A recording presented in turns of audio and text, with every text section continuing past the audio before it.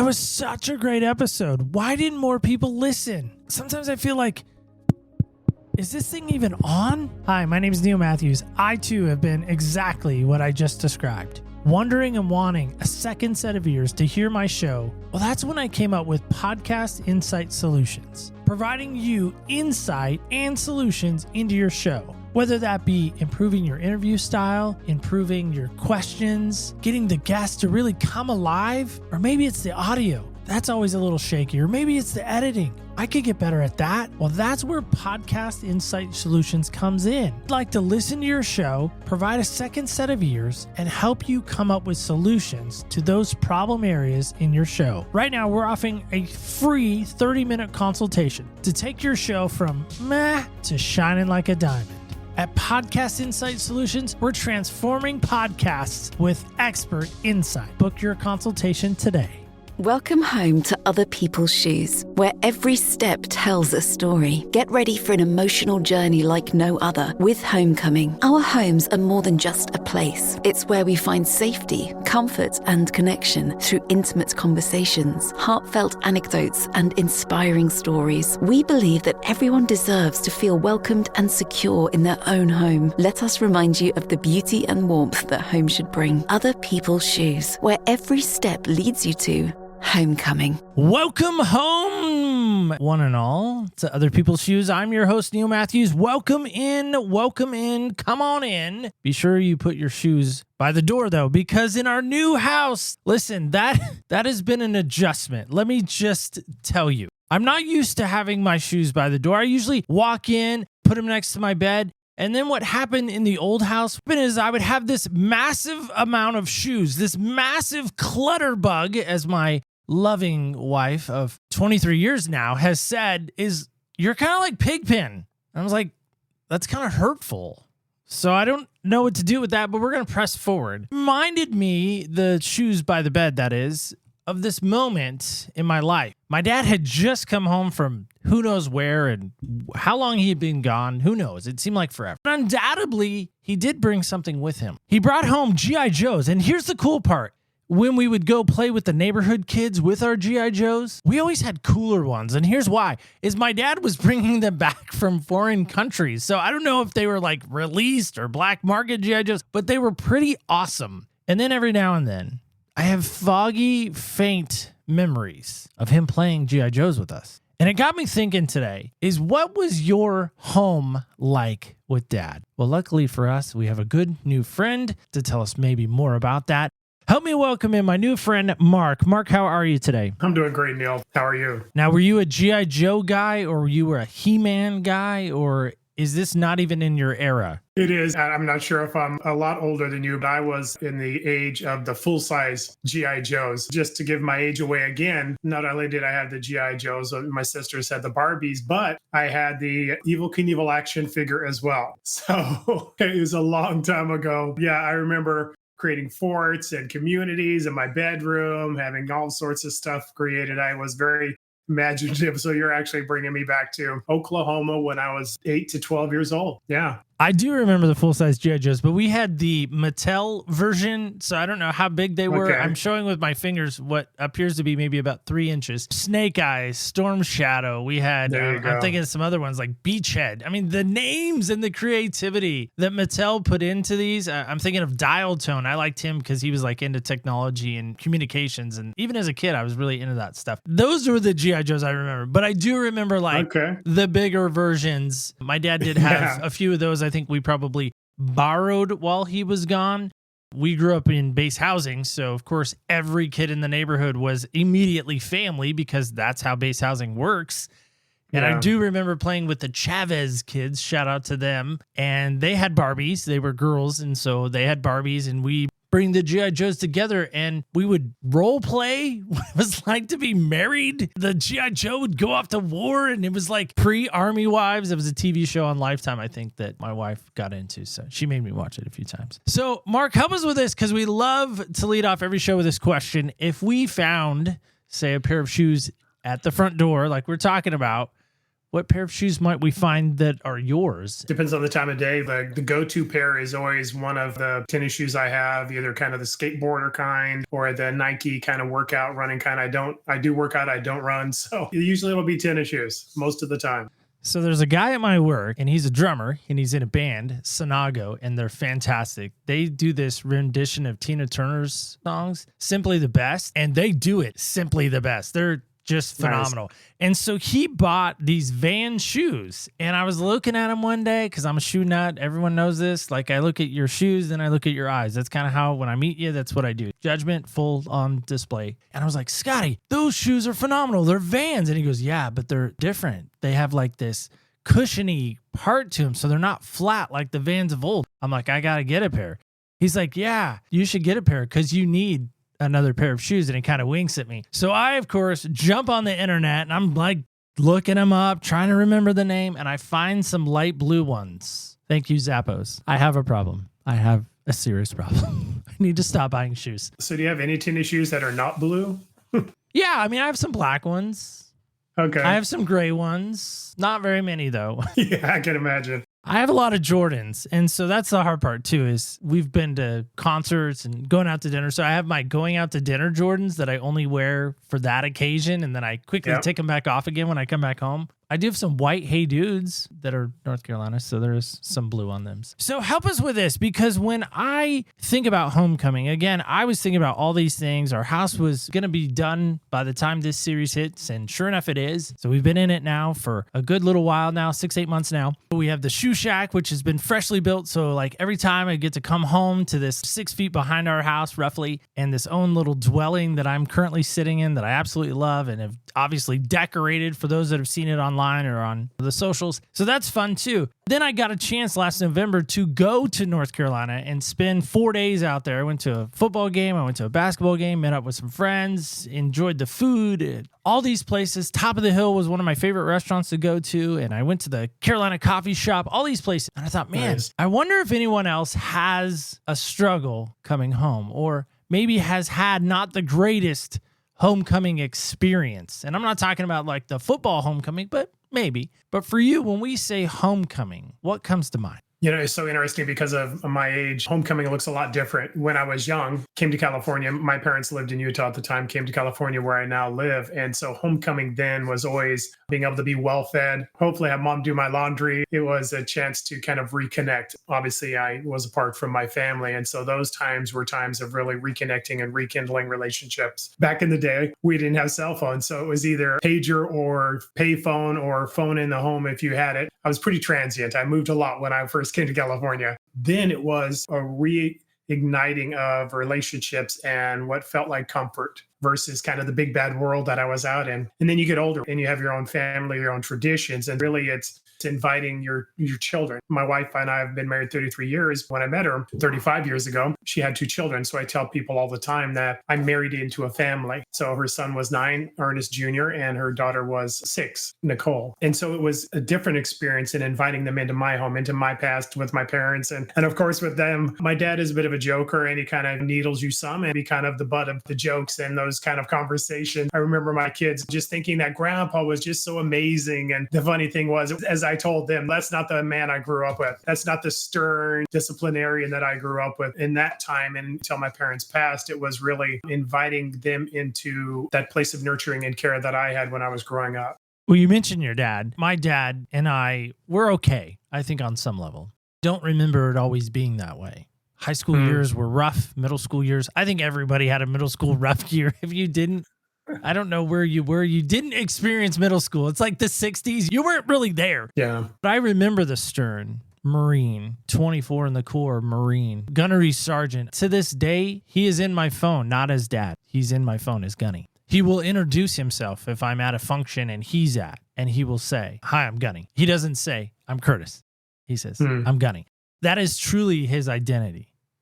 He has a room, actually much like mine, which I kind of find is funny because I had mine first and then he copied me. That's what I'm going to say anyway. He calls it his Marine room. I call mine the shoe shack. So, you know, I mean, we all have our own. But it truly is a shrine, maybe much like my room, to the Marine Corps, mine, of course, being North Carolina. In that, he was strict. He was stern.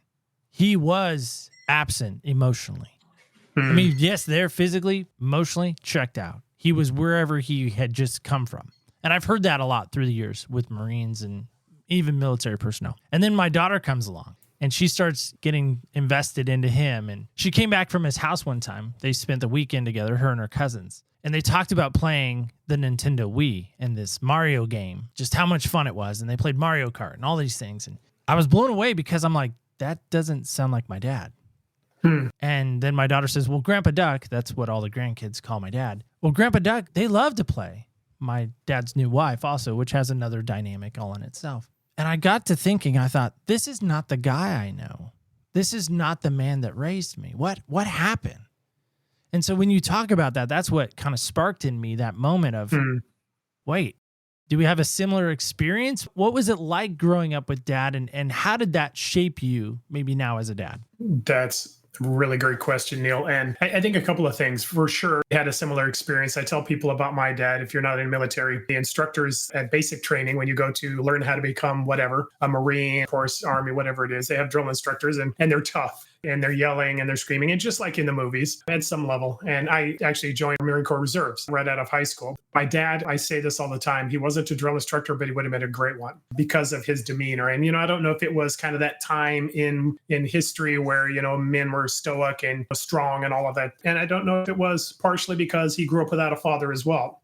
Had an abusive stepfather. His mom divorced. My grandma divorced him and took the two boys, him and his brother, out of state. So I don't know if it was the lack of fatherhood that gave him this, like you said, emotionally unavailable nature. He's a strong and stoic and provider and all of those things, which, by the way, were a blessing, as I know you would say in your own life. Well, at least I would assume so. There was value and worth in the things that my father gave me. There was absence as well. And that absence was emotional availability. And really, for me, Neil, it came down to this: believing that you could measure up as a man.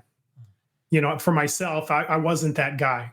My dad would tell stories about when he was in the Navy before he went in the Air Force. The old term would be carousing. He'd go drinking with his buddies and they'd get into bar fights and stuff like that. And that wasn't who this young man was that he was talking to, who his son was. And so in the image of who my father was, I found a man that I couldn't measure up to. The critique and the why didn't you do it this way? Or, always having a better way of living life and making decisions than you do. And that builds in you an image of, I'm not good enough. For me, Neil, it ended up identity that I needed to overcome. Not who God created me to be. I'm a Christian and I believe that God creates us all in an image and have an identity that's our own. So it wasn't the identity of who I was created to be. It was what my life, my past, and my experiences told me I was. How do you unpack that in fatherhood? And so for me, thank God, there was this journey of becoming a Christian, being able to find instructions in the Bible that I could figure out the guy on the inside, how to get him out. Because I always believed that there was somebody on the inside of me that was better than the life I was living and the decisions I was making and the actions I was taking. And so in that journey of unpacking that, finding instructions in the Bible and walking that out, what I call my freedom journey, started to understand who I was created to be. I know it's a long-winded way of saying it, but it was because of doing that I could invest in my family in ways that my father either didn't have the skill set, the knowledge, or the understanding to, which means this: I'm not the same dad as my dad was. Seeing what was lacking and seeing what I needed to overcome, the hurts I needed to have healed, the disappointments I needed to walk through, the forgiveness I needed to give him, in that place of seeing the value of the things he brought and seeing the lack and not wanting to replicate it with my own children, became a different father. Not completely different. We see those habits and those attributes of our parents, some of them very good, that they give us, then we carry on. In being able to invest in my children, not perfectly, I'm a work in progress, like you said, Neil, being able to invest in them so that I speak value into them, speak worth into them, speak a high value on their lives, and hopefully they start to live it out. There was a lot of different aspects that I brought into fatherhood through my experience and through my own journey and figuring out who I really was. I love that. I think that's why empathy to me is so exciting. I look at my wife, I look at a woman, I look at the female species, we'll say, and I think, man, they got it easy. They got it awesome. And then I spend some time with my 17-year-old daughter. I'm like, no, actually, no, they don't.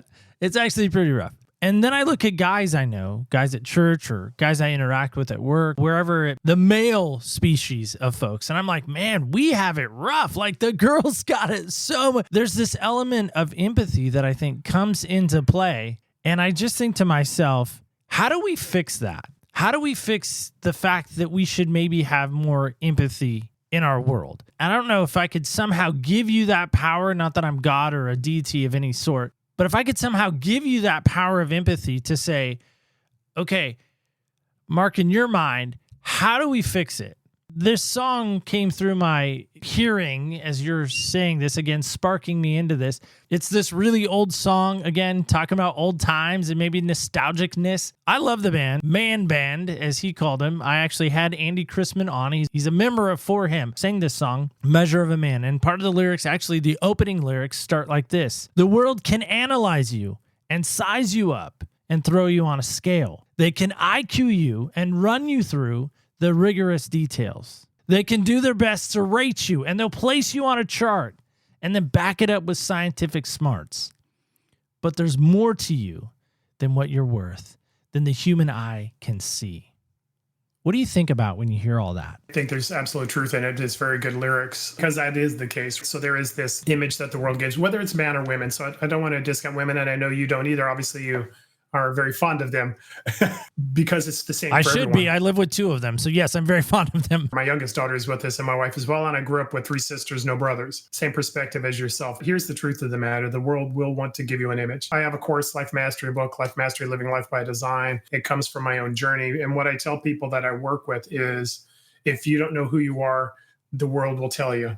And that's the struggle with a lot, even Christians, let's be honest. A lot of folks is that the world has an identity they want to give you, whether it's as a man, a woman, as a husband, a father, as a friend, as a spouse, whatever the thing is. There's this identity that they want to give you to, I'll just say this, live down to, because there's a high calling of God on your lives. And I just say this across the board for everyone because he says he's no respecter of persons. That means he doesn't treat you differently. But what it also means is all the kids are the same in his eyes. They don't have the same purpose, but they have the same value. And so apart from understanding who you are, understanding who God has created you to be, what I tell people is this: your past, your pains, your experiences, and the lies you believe will tell you who you are. And I guess that's what I wanted to talk about, maybe specifically, is you talked about not measuring up to the image that your dad had for you. It almost makes me even think of Johnny Cash and the song A Boy Named Sue. The idea, and I know that's a really old one. So now I'm really going back in the way back drawer. Here we go. Let's go in the way back drawer. The whole premise of that song is it's a boy whose name's Sue, and he gets mocked and ridiculed his whole life. Some people don't like Johnny Cash, but I think he's phenomenal. I think he wrote good songs, and they were catchy and they were fun. But all that aside, he has this, and I'm wrecking it if you've never heard the song, which, by the way, how have you not heard the song? So I press forward. There's this moment in the song where he's beating up his dad because he named him Sue, and he's like, listen, you could have named me anything but that. So I know your dad didn't name you Sue, obviously. Did you ever feel like maybe that guy in the song, you just couldn't measure up? And maybe talk about how that shaped you and maybe, I don't like to use the word, but malformed you in some respects, and how you had to be maybe reformed? Yeah, that's a great question, Neil. And for sure, like with any of us, truth of the matter is I believe that God creates fathers to do 2 things. The first is to be our first image of what it looks like to have a relationship with a father. And what I mean is image that we have of our dad that will carry over into our image of God as our father. But what it means is that my first understanding of what it means to be in relationship with a protector, with a provider, with a caregiver is the father. And that is that mantle that fathers have of, I need to represent God well for my children. Not that I am God, but I'm the first relationship that they'll see, that they'll carry into that. The other is this, it's the manhood part of it. I know as a son growing up, not because it's spoken to me, not because people instruct me in it. I know that my image of a man starts and is typically formed by my image of what my father is as a man. And so in that place, it wasn't that he told me, hey, you're not measuring up, or he gave a name to me or spoke over me. This is who you are. This is who you are. Although, unfortunately, some parents do that in ways that damage their children. What happens is I look at him and his stories, his experiences, his outcomes, his personality, his character. I start to look at those and say, oh, that's what it means to be a man. You could say malformed. It's an interesting term. What I would say is mindset, this false identity that what it means to be a man is that guy who's going out and being crazy and getting in fights and never scared and never really shows emotion, never really goes deep, never really gets in conversations in that way. He provides, he's there, he's the protector and provider of the household. by the way, two roles that are important. And so, yeah, in that place, you start to figure out, hey, that's what it means to be a man. And one of two things can happen. You either try and measure up to it, which I did, by the way. I got a second-degree black belt, not because I was ever going to get into a fight. I didn't go to bars. I didn't go out and do those things because I felt like, oh, that would make me feel invincible. Now I won't be nervous or scared in, those kind of heated confrontations where you can kind of feel like, oh, I'm not going to want to get into a fight with whoever it is. Those oddball things that happen in traffic or whatever. I got a second-degree black belt simply so that I could feel like I was that man of toughness and strength who could handle anything at any time. I tried to be successful in business and doing those things. I tried to shut down emotions and just be this Terminator kind of individual. That ended, just to be totally honest, not to get on a downer, that ended when my wife and I were expecting twins and we lost them. There was a major shift in my life and my identity in not being like my father was in that place where we unfortunately had expected twins and my wife had to give birth to them before they were fully formed and before they could thrive or survive. And in that place, I found that this bulletproof Terminator, whatever, Rambo kind of identity that I had gave me no comfort and didn't minimize the pain or didn't even change it in one sense.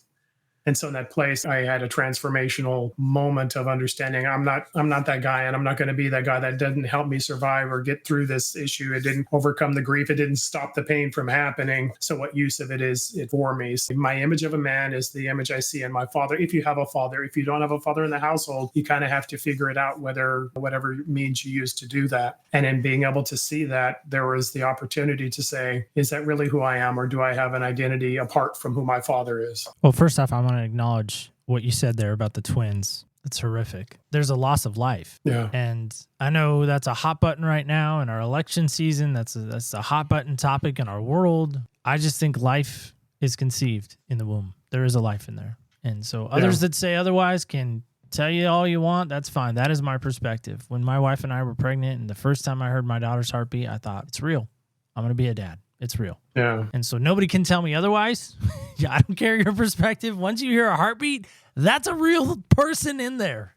I'm not going to say thing. What I'm most excited about by what you shared there in that last little sequence is it's again this idea that we get a warped sense of who we should be and who our father really should be. And listen, maybe this is again my little soapbox, my perspective, but I believe we have to be and have to have a role model. Be a role model and have to have one. So in other words, I got to be a role model to somebody else. Somebody's looking up at me, and I got to have my own role model that I'm looking up to. Kind of like a staircase scenario. You're always looking up at somebody. Somebody's always should be, hopefully, looking up at you. And in that, I remember this crazy story my mom told me a number of years back. I was at my grandmother's house, Granny, and my dad's mother. And my dad had come home again from who knows where, how long he had been gone, who knows. My dad was gone a lot, if you haven't figured that out already. But we were in her house. We were in my granny's house. And my granny's like, are you excited? Your dad's home. I was like, my dad? She goes, yeah. And she kind of point ta-da,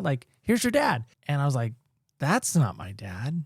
And I guess I ran into my granny's bedroom, grabbed a picture of my dad, brought it back out, kind of like a ta-da moment of my own. Hey, ta-da, this is my dad, right here. Here he is in the picture frame somehow. And my mom told me that story. And, I trust my mom. I don't think she's lying. I don't think she's trying to deceive me in any way or make me feel something that wasn't there. Because I know he wasn't there a lot. But in that moment, for me, I always think back to that story and I think that was the image I had. That was the image I had of my dad, was this picture frame. Not of him as a person, not of him in the physical sense. And I wonder about that. And maybe this is where we get spiritual if we want to. I don't know. That's what I think people think of when they think of Christ or God the Father. They think of him as this picture.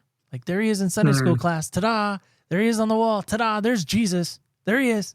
The white, blue-eyed, white-skinned Jesus. He wasn't, by the way. I hate to wreck it for you. He was Jewish. Probably a little dark-complected. We don't realize and recognize that maybe he's there in the flesh, in a sense.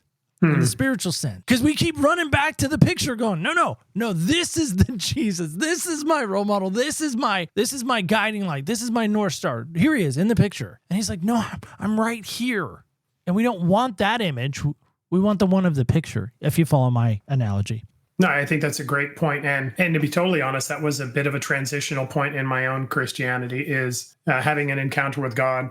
And in that place, having that revelation that you talk about. So I was a Christian. By the time I was 27, I accepted Jesus Christ, knew him. My dad was in the military, and you know how that goes. On the bases, I'll have Christian churches. We went until I was 12 years old. My siblings, my sisters going with me as well. And my dad took us. At 12 years old, he said, you could go or not go, old enough to make your own choice. Well, my choice was it was boring and it was just a routine. And so I decided to not go. Fast forward through a bunch of life and a bunch of things happening and trying to figure out who I'm created to be versus what I'm showing up as. I accepted Jesus at 27. But in that place, really looking for the habits and the tradition of Christianity, which is, I'm a Christian. Obviously, I said yes to Jesus Christ. But it's creating those habits of I go to church and I read the Bible and I pray as much as I can, not often, not all the time, probably many times, not often. But, you're trying to live up to what it looks like to be a Christian, but really understanding at that time that my Christianity, I meet him at salvation and I meet him at eternity. And the in between is where I try and measure up. That was just kind of the perspective I had. And then I had an encounter with God. And at that time, everything changed because at that time, I understood that God was here and he's here right now. That not only are his promises and his word real, but he actually will show up for you in a tangible, real physical way. And I'm not saying a vision of God in front of me or what have you, him responding and answering in a way that I knew God was there. And it changed my Christianity forever because then now all of a sudden the word of God became real. And going to church and those things that I thought were just habits to maintain were actually avenues and entry points to a relationship. I totally get that. My whole Christianity changed at that time and my whole trajectory of my life because God was real and he was real right now and his promises and his word was real for me. And that really actually led me on the road of desiring ministry, not because I wanted to be a pastor and had a title, but because what I said on the inside and felt on the outside was if people had this experience that I had, everything would change for them. And so I was passionate about having conversations and inviting them into what I felt was something that changed from a tradition and a habit to a relationship that I could actually engage in and feel response and love in and live out. That's always my response when someone asks me or someone says to me and they find out I go to church. They generally say, "Oh, you're religious." And my skin starts to crawl like spiders on me. And I'm like, "What? Wait, no, I'm not religious.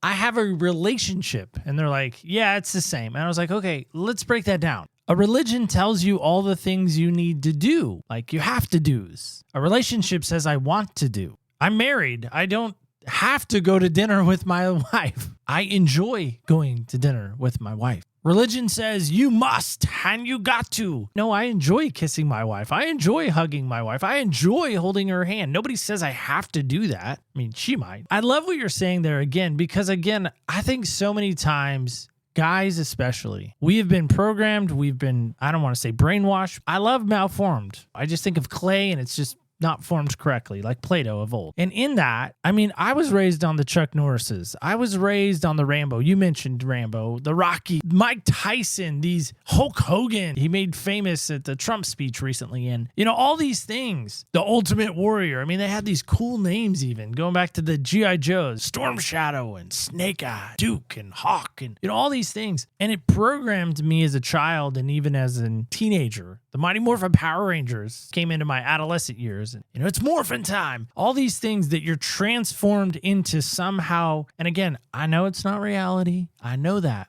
My brain and my heart sometimes is like, no, you could still be a Power Ranger, Neil. Try it hard enough. You could try. I always wanted to be the Green Ranger. He was cool. All those things that's not reality. There is work that has to be done. There is this process that needs to take place. It isn't just like I wake up one day and I'm Chuck Norris, even though I share a birthday with Chuck Norris. That's the only similarities him and I have. And we're dudes. Okay, so 2 things. That's it. That's all we share in common. I can't build my identity around Chuck Norris. Why, in your mind?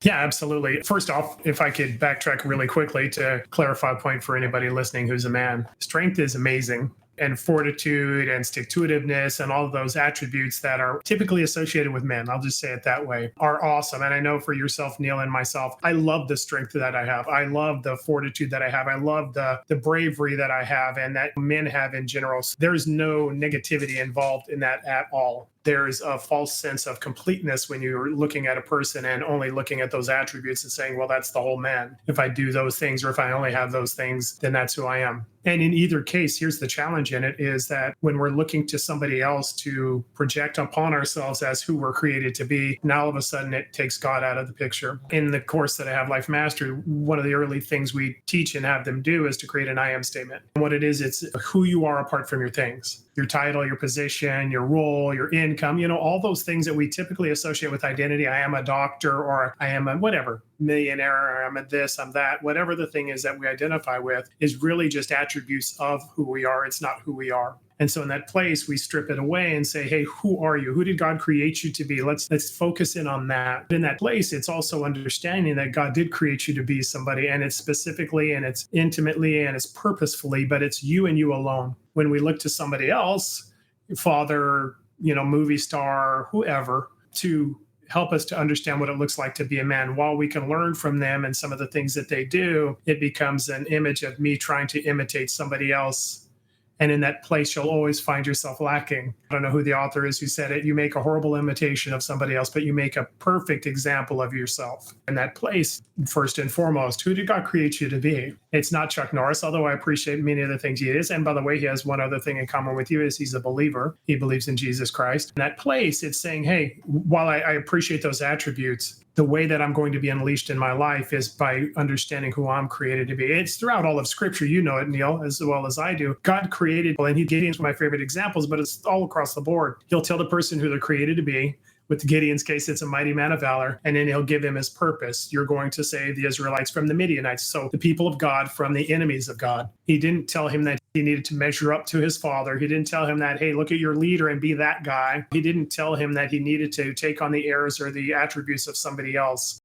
What he did say was, you're created for this purpose. Now go and do it. And in that place, that's exactly the same as it is for us. I think one of Satan's biggest attacks isn't just to steal, kill, and destroy. It's to make you believe that you're less than who God created you to be. And in that place, you'll live it out. And the outcome is the impact you're supposed to have, you won't have, because you're constantly trying to be that other person. I don't know what it is about you, Mark. You're making me think of all the nostalgic things of life. So maybe we should stop hanging out. I'm just kidding. It's my age. I love that you're hanging out with us today, truly. I remember as a kid, I wanted to be a ventriloquist. I had no idea how to do it, but I knew you needed a puppet. That's all I knew. And so I remember taking like this old pillow, putting pipe cleaner on it for arms and legs, and like getting like a stuffed animal head and like sticking it through. It was a Franken puppet, really, maybe. And I remember trying to like throw my voice, the whole thing. And I was like, this is dumb. Why am I doing this? To your point, I was trying to be somebody I wasn't. I'm not a ventriloquist. I bought a guitar about 6 years ago now. I can tell you because that's when I started my show, because I thought, man, I'm going to be the next Chris Tomlin and sing an awful song like Good, Good Father. I'm going to be the next worship guy, David Crowder, here I come. And then I tried to sing, and somebody politely said to me, not in a Simon Cowell way, Neil, that's not your gift. And I was like, okay, all right, so what's my gift? And I struggled. And I went to Google. I almost went to the chat. Dear chat, what is my gift? I feel like we go to all these measures. And then again, like I was saying, growing up in the church, maybe I was malformed. I'll raise my hand to this. Both of them at the same time. I give up. I hear a pastor say one time in a setting, he said, listen, if you're struggling in your marriage, and it was before the whole congregation, so guys and gals alike, and he said, if you're struggling in your marriage, if you're wanting an example, look at my life. Just like the Apostle Paul said in 1 Corinthians 11:1, and I'll read it because it's so easily said. Paul says this, he says, follow my example as I follow Christ's example. And the pastor's like, look at my marriage, follow me, and you'll have a better marriage. And I'm like, wait a second. Hold on, question in the back. What makes you think you have the best marriage? What makes you think you're the best person to follow? And I know on social media, it's easy to click that follow button. It's easy to click that like button. But in reality, if I don't have a role model, if you don't have a role model, if you don't have somebody that is more divine, and I'm choosing that word, is my life going to be a mess?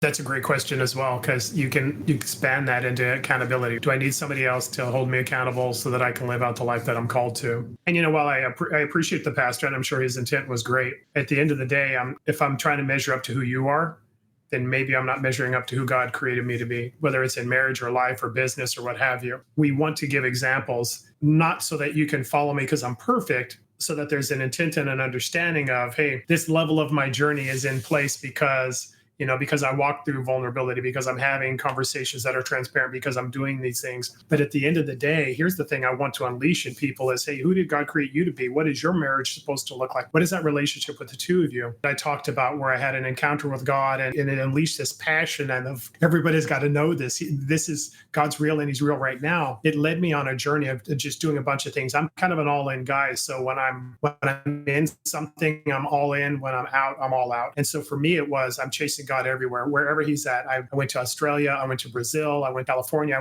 I would go to this conference in a place called Camarillo, California. It was literally about a 2 to 2.5 hour drive from my house. They had a weekend conference. I drove there every day and drove back every night, because my wife wasn't as enthused about my journey as I was. So I tried to make sure I got home on time. So I was chasing him everywhere, up to Northern California, where there was a church that was dynamic and was doing great things for God. And I mean, I was all over. So I was in this place. It's in Redding, California, Northern California. So you have to fly there, unless you want to spend 2/3 of a day driving. And I was at this conference, wanted to have the experiences of God and the things that I'm desiring. And I heard God say this to me. It wasn't an audible outside voice, but this impression on the inside of me said this: are you done hearing about me? Do you want to hear from me? I think about it when you talk about that person's relationship. Again, I'm sure he had great purpose in what he said, but at some point there's this relationship that God wants to have. So you stop hearing about him, stop following him through somebody else, stop expecting him to be in your life who he is for somebody else. Again, he's no respecter of persons. He knows who all of his children are, and he knows what he wants to invest in you. In that place of understanding that it's a relationship with him, it's not a relationship with me through you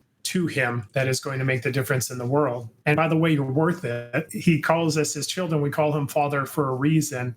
And in that place, sometimes we don't believe we can do it. Catholicism, the Catholic background of, I need to hear from God through somebody else. Certainly, if there's people of wisdom, I want to hear what God has to say. But at some point, I want to talk to my Father myself. I want to know who I am myself through him, and I want to live that out. That's the man or woman that's going to impact the world. That's the marriage that's going to make a difference in your community. That's that individual who's going to make a mark on the life of the people around him, not because he's following somebody else, but because in that relationship with God, he's living out who he is.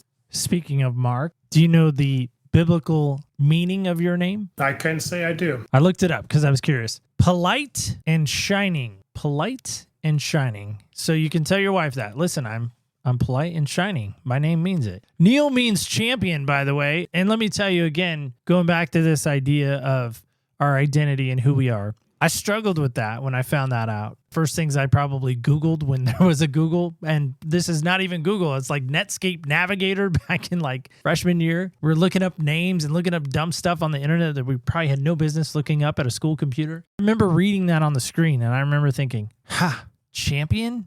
Oh, that's a lot to live up to. And then my middle name, Alan, which I've never really loved because it's from Alan Alda in the show MASH. Can't stand that show. Again, Wayback Journal. Here we are. Alan means handsome. And I'm like, okay, so I'm a champion. I'm handsome. All right, cool. That's good. I got handsome going for me. And there is no definition or name meaning for Matthews. There's a form, which is Matthew. It's a form of it. It means sent from God. So I'm a champion that's handsome, that's sent from God. I'm like, sweet. All right, I got that going for me. Might not have a lot, but I got that going for me. And I guess that's what I'm asking right now is if a guy's hearing us right now, or maybe a guy's wife's hearing us right now, and she's like, listen, you guys are knuckleheads. I don't know if I want you to turn on this to my husband. How can he really get the best out of life? Now, listen, I know there's this guy in Houston, has a mega church, your best life now. I don't know if we're saying that because I don't think that's true. And I know Rick Warren, he's kind of in your backyard in some respects.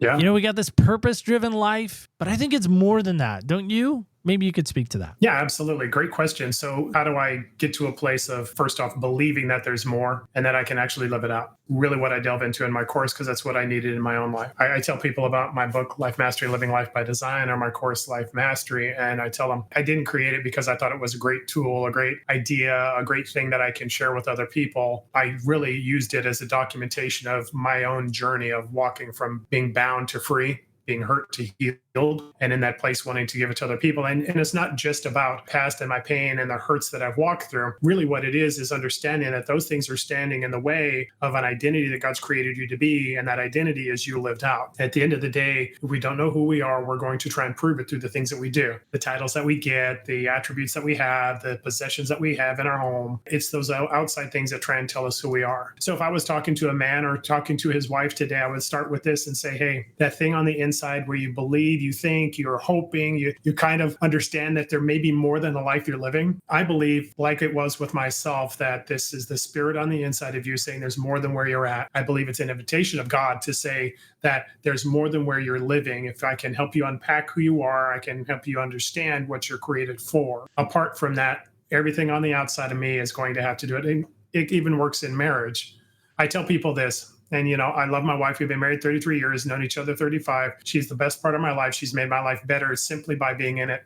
But I tell people this, my wife is a blessing to me. She's not a necessity. And I say that because if she was a necessity, then my identity would be tied to her response to me in life. So if we're having an issue, if we're having challenge, if we're having argument, if I'm a person of insecurity, dealing with fear of failure like I was in my adulthood walking through my life, then all of a sudden, well, we have to be perfect. Otherwise, I'm worried about me. Why insecurity says, oh, okay, well, she doesn't love me anymore. Those things that you say, if you don't understand who you're created to be, your past will tell you, and your past will tell you the outcomes. And it's typically the things that you've experienced. Oh, relationship hasn't worked out before. We're not getting along, so now it doesn't happen. Even in vocation, right? Men of God who are out there and trying to live out their calling in life, whatever that is. If it's a business, if it's a job, if it's an artistic endeavor, it doesn't really matter what the thing is. What does matter is if you're living up to the failures of your past, you'll never get there. If you understand that you're God's design and you're being unleashed into your life, now all of a sudden you understand that. As the scripture says, Proverbs 23:7, as he thinks in his heart, so is he. Who you think you are, you'll become. When you can unpack some maybe strategies and tools of figuring out who God says you are, who he says he is through you as well, now all of a sudden that person will show up, not the person with my dad, not the one that's not measuring up or whatever. If I could be very clear, Neil, I've had business success. I've had success in ministry, getting my pastoral license, as I believe you have as well. I've done things with my physical realm and getting a black belt. I had all of these areas of success. It wasn't that my life was, a constant string of failures, but none of those things overcame the feeling of insecurity on the inside. It was only really being able to unpack who God created me to be, identity, that I was able to actually live it out. So it's not that you're trying to achieve stuff and you can't achieve anything without it. There's a lot of successful people out there who are broken on the inside. My desire is for you to understand there's a call and impact that God has for you on your life. As you start to unpack these things, start to overcome some of the lies you believed, you'll start to see that man show up. I heard it said when Michael Phelps came back from one of the Olympics where he was most successful, it might have been Beijing, and he had won, I think, an unprecedented amount of gold medals, that he was immediately depressed and almost suicidal. And I think to myself, that guy should never be sad or depressed. Think of a guy like MJ. He won his 3 championships. His dad died, and he had no desire to play basketball ever again.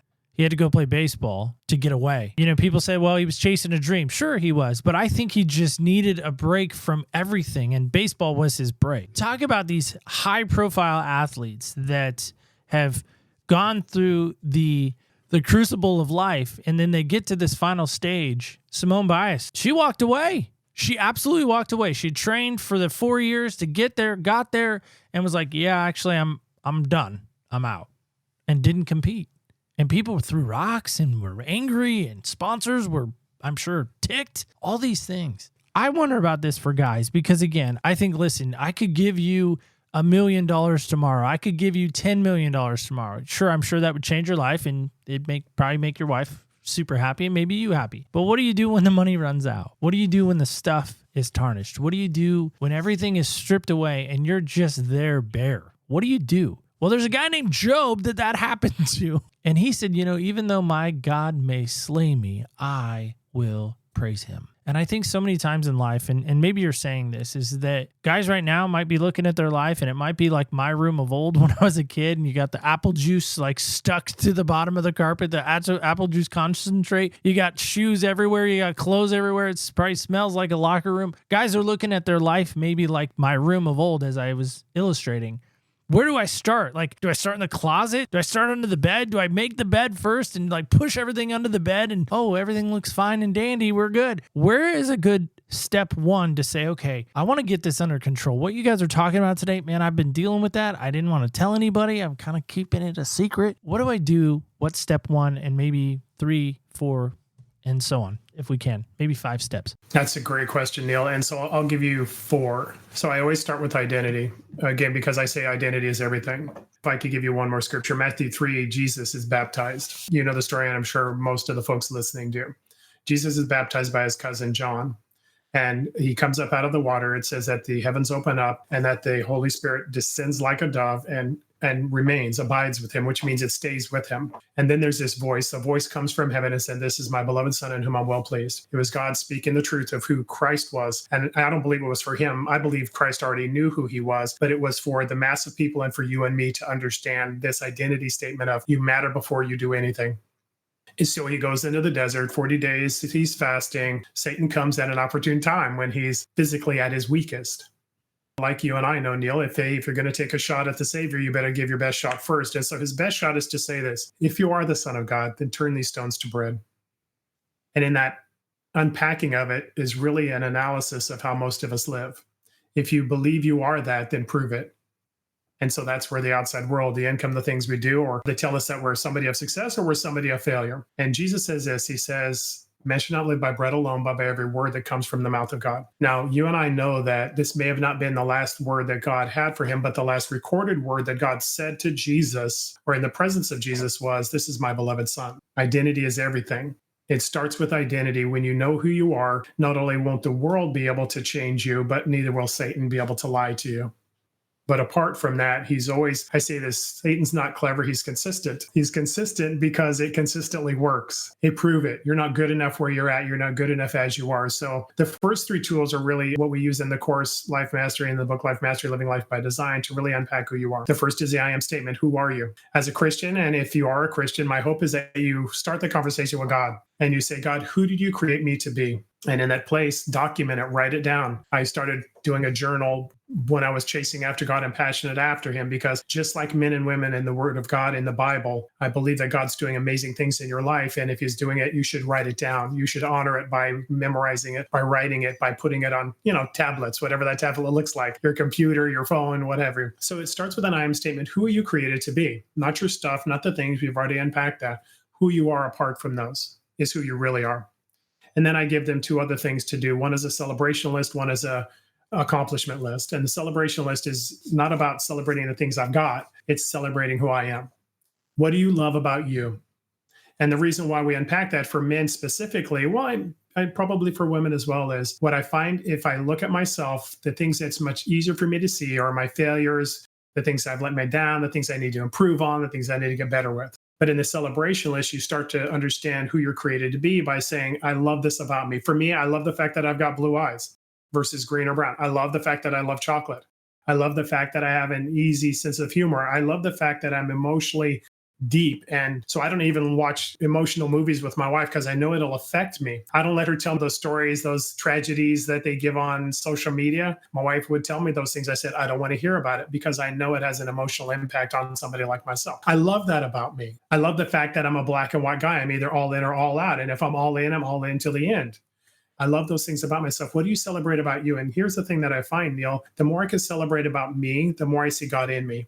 It's interesting. We have this, I don't want to throw stones, but sometimes we have this false sense of humility in Christianity, which says this: in order to elevate my God, I need to put myself down. And in that place, we're not doing what God desires us to do at all. Here's the truth of the matter. If you looked at a masterpiece, anybody who looks at a masterpiece doesn't give that creation credit for its own creation. They see in that masterpiece what that master craftsman did, and they're amazed at that person's skill that made this thing. The more I celebrate me, the more I'm in awe of who God is, because I know that every part of who he made me to be was first a thought in his head, first a thought for him before it was a part of me. And then we do the accomplishment list, because a lot of times we feel like we're a failure waiting to happen. We never give ourselves credit for living out that life as men, specifically as a husband and a father. Diligently showing up on a daily basis is actually an accomplishment, because not everybody's doing it. So I tell them, list of 10 things, celebration and accomplishment. I did 100. So for me, the accomplishment list got down to I graduated from high school. I pay my bills on time. When you get past the first 10, 15, or 20, all the marquee moments of your life are typically listed out already. But in each one of them is a small understanding of I'm on a daily basis just by sharing. And so in those places, we do those three things. I am statement, who are you? Celebration list, look at who God made you to be. Accomplishment list, you have a track record of success in your life. We always wait for the Super Bowl, the Olympic gold medal, the World Cup, whatever you want to call it. We always wait for the trophy before we celebrate the accomplishments we're creating. But really, we're accomplishing things on a daily basis just by showing up. The more you see that, the more you give yourself permission, first off, to not succeed at everything, because failure is really just a learning experience. It's not an endpoint. To also say, maybe there's more than where I'm at, and me holding back is just stopping me from those things I'm created for. So we do those three tools.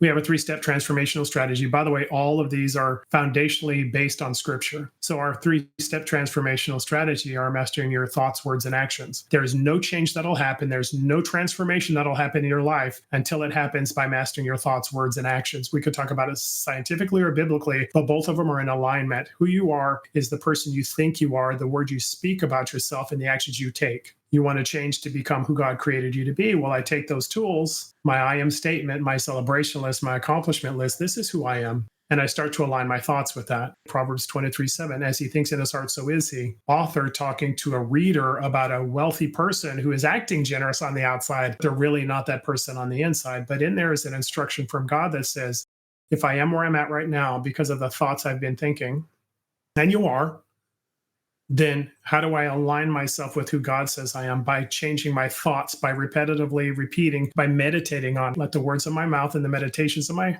heart be pleasing in your sight. Well, we think about that as the outside world, and it is. The words I speak about your purpose, your plans, your decisions, your direction, and me and everybody else around me, but it always starts with you. What are your words and your thoughts about you? Do they align with who God says they are? Because I tell the people in my course, I say this, your thoughts are either aligning with who God says you are or they're lying to you. There's no in between. And so we help them to understand mastering your thoughts, words, and actions. First and foremost, thoughts. What am I saying about me? And does it align with who God says I am? When it does, then that person I'll see lived out. Who you think you are, you'll become. So shouldn't your thoughts be aligned with who God says you are? So that man, that woman shows up in your marriage, in your relationships, in your life, in your vocation, in your business. So it's the 3 steps of mastering your thoughts, words, and actions lived out, but it's on the foundation of who did God say I am, your I am statement. What do I celebrate about me? Because the more I see it in me, the more I see God in me. And it's not just the things I'm great at, but it's the things I'm horrible at. A lot of times we look at the things we're not good at that somebody is good at, and we think that we're lacking. When the truth of the matter is God had intent and thought in each of those, because as I say to the people I talk with, you're the impact that God meant in the world you're in. You're the answer to the challenges you're walking into. He didn't need you to have a skill set that was apart from who he created you to be, because first off, he knew that it wouldn't bring benefit to you and it wouldn't be glory to him. So whatever you are, great and horrible, are all attributes that God created in you because he knew who you were created to be. I love that. Thanks for breaking that down for us. That's awesome. I think if people really take that in and really hear that, I think they can truly apply it to their life. Did you do this with your kids? We did it at my wife's grandmother's old house. We would bring the grandkids over, so my kid was involved in this. Put them next to the wall, and we would put a line in the wall.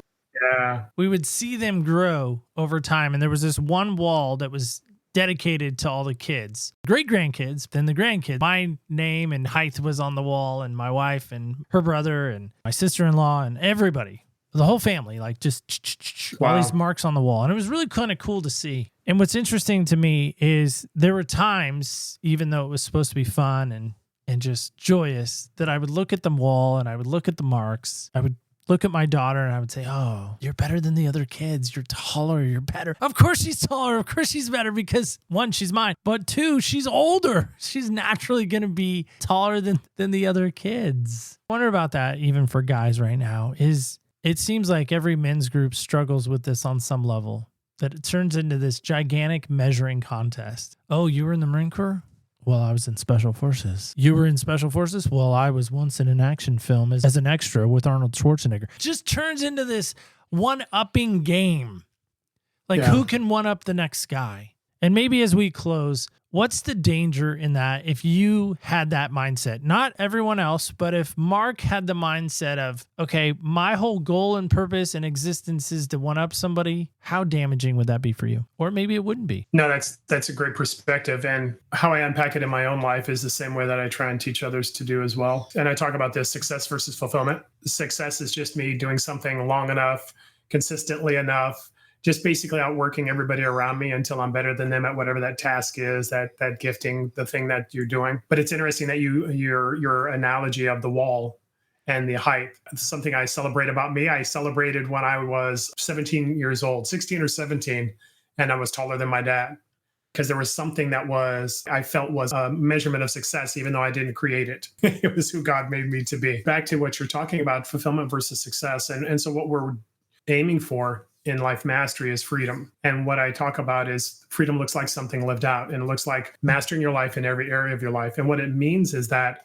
my goal isn't to be better than somebody else. It's to be who God created me to be. And the difference between success and fulfillment is you just named a couple of people. I could name several people as well who were amazingly successful at something, and a different area of their life was a bit of a train wreck. God has never intended us to be great at something and then horrible at other things. But when we measure up to somebody else, it's always in that one area of life, and it always is me being better than you. At the end of the day, that is an empty success or an empty victory when I'm just trying to be better than the person around me. And by the way, those people that you talk about, Michael Phelps, he felt like he wanted to commit suicide. As he's documented and has been heard, he did a bunch of non-positive activities in his life. He basically did all of the crazy all at once because he was trying to find, he didn't have meaning. And so he was trying to find it elsewhere. Michael Jordan, great, successful person, not great at marriage, not great at raising his kids. He's a billionaire. At the end of the day, God isn't inviting us to be successful to try and beat somebody at something. He's inviting us to be fulfilled, which means that's me just living from who I am in every area of my life. Like with you in your room, Neil, and me and the things that I'm doing. This stuff that I talk about is literally me just living out who I'm created to be. It takes work, but it's effortless at the same time because I get great joy about it. I have to be pulled away from it. And that's the same for all of us. There's this sense of there's a you that the world needs to hear. And it isn't an imitation of somebody else. And it isn't because you're better than somebody else. It's because you're living out exactly who you are. And there's a magnetism to that as you're aligned with what God says you are. What it looks like to me is I don't really look at other people and their success. I celebrate the people I know and the things that they do, but I don't use it as a barometer of, am I good enough? I've had those times in my life. My barometer of am I good enough is, am I living out completely wholly at the highest level that God had for me in my marriage, in my walk with God, with my finances, with my physical body, and with whatever my vocation is. And for me, it's living out this life mastery and giving it to other people around me. If I'm living at the level God has for me, it's much greater than any satisfaction I could get because I got a title or a role or a position. It's greater than any accomplishment. It's greater than any possession I'll ever own. And so at the end of the day, are you trying to live out a way that makes you feel like this is effortless, amazing life that I'm living? That's living from who you are. Just striving and struggling and going after something is the barometer of me saying their success is what I need to strive for because that matters more than what I'm currently living. So it doesn't mean everybody's a millionaire. It doesn't mean everybody's an athlete. It doesn't mean everybody is an actor. But what it does mean is the thing that you're engaged in brings life to you and life to others because you're living from who you are, not trying to measure up to somebody else's idea of success. Love that. Well, Mark, how can people get connected with you? And then we're going to turn it over to our secret co-host as we close out today. But how can people connect with you, and what's the best way they can learn more about life mastery? Yeah, thanks for asking, Neil. I try and be a one-stop shop. So for me, everything is on my website, which is freedom-4-life.net, freedom-4-life.net. I say this, all of my courses and resources are out there. So I have the Life Mastery course out there, my book, Life Mastery, Living Life by Design. You can get there. You can also get it through Amazon, but you can get it directly from my website. One other thing that's out there is a resource I call my discovery tool, which is basically 40 quick questions that give you a score at the end, and it'll tell you where you're at in your life mastery journey and some resources that could potentially get you to that next level. So that free discovery tool is out there as well. freedom-4-life.net. We'll get that in the show notes. So if somebody's trying to write it down, it's in our show notes. All right, well, let's do our fun thing at the end of the show. Here it is. Let's turn it over to our main man, Zach. Zach, take it away. It's now that time in the show to play the fastest growing game in the podcast world. We call it Heel Hustle. Today our guest will try to answer all 6 of these questions in 60 seconds or less. to win an Amazon gift card. Amazon not responsible for this commercial spot, nor did they pay to let us use their name. Audience, feel free to play at home. Are you ready? Let's put 60 seconds on that clock. Ready, set, hustle! The game begins in 3, 2, 1. Clearly, Zach has a lot of free time. All right. Mark, help us with this. One person you would trade places with for a week. Nobody. Nice. Guilty pleasure in life. Looking online when I go to the bathroom. All right. Best compliment you ever received. My wife saying I'm one of the smartest people she knows. Aw. Worst piece of advice you ever received. Get a good job, it'll make you happy. Nice. What's something you wish you were better at? Playing piano. I've always wanted to play piano. Wow, that's fun. What is something that never fails to make you laugh? Goofy comedies. Slapstick, whatever, any of that. Nice job. Way to go. Winner. It's always good I when got we had it. a winner. That was all of them. Yay. Yes, you got all of them. Our silliness is now done. Thank you. Truly, thank you for giving us some moments today, taking some time away from the family and everything that you're a part of. Really wanted to say thank you so much. Just wish you great success in life and that you would find a way to master it. I just feel like that just keeps coming up. So again, thank you for today. Thanks so much, Neil. I appreciate it. It's been a great conversation for me. All right, guys and gals, kids and campers alike, that is it. That is all. That is our show today. What do you take away today? There was so much there. So let's see if we can digest it real quick.